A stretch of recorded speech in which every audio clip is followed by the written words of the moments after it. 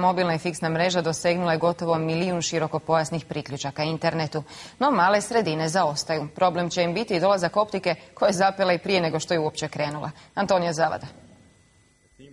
Dolazak brzog interneta skupina mladića iz Pitomače nije mogla čekati. Prije 5 godina uložili su vlastitu bežičnu mrežu u selima gdje se još i danas koristi modem. Bez brzog interneta danas jednostavno nema funkcioniranja, danas svi ovisimo o internetu, tražimo informacije na internetu, a sa modemom danas jednostavno se više ne može spajati na internet, ne može se koristiti internet, ne možemo tražiti informacije. U Slavoniji većina županija broji manje od 10 širokopojasnih priključaka na 100 stanovnika. To je dvostruko manje nego u Zagrebu, koji je pak blizu europskog prosjeka.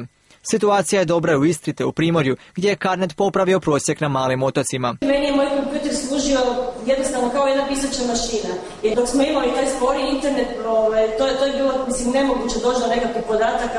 Jednostavno sam osjećala se onako na neki način zapostavljeno i jadno. Za razvoj i život otoka internet je od nemjerljive važnosti. Možete si misliti što njima znači sad kad mogu u školi ili kod kuće koristiti pristup internetu.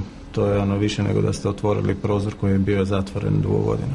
No tehnologija koja u dijelove Hrvatske tek treba stići već zastarjeva, a buduća optička nit mora se prvo ispetljati iz pravnog klupka države i THT-a, koji čeka s gradnjom zbog nepovoljnih uvjeta iznajmljivanja infrastrukture drugim operaterima. One obaveze koje danas imamo na postojećoj bakrenoj infrastrukturi ne mogu biti automatski primjenjive na infrastrukturi koja još ni ne postoji, koju tek treba izgraditi, koju tek treba investirati. Država o mehanizmu regulacije još promišlja, pa bi budućnost interneta opet mogla biti u rukama entuzijasta.